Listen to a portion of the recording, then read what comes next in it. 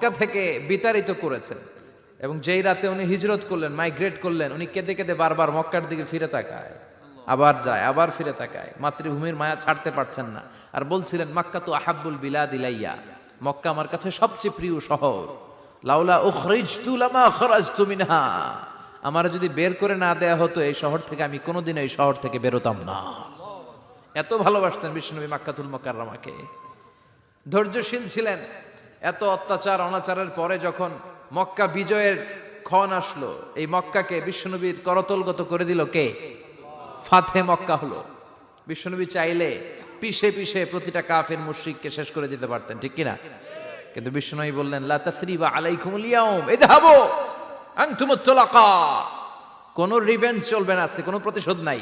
একেবারে বড় যুদ্ধাপরাধী যারা, মারাত্মক যারা অফেন্স করেছে, তাদেরকে শাস্তির আওতায় আনা হবে, বাকি সবাই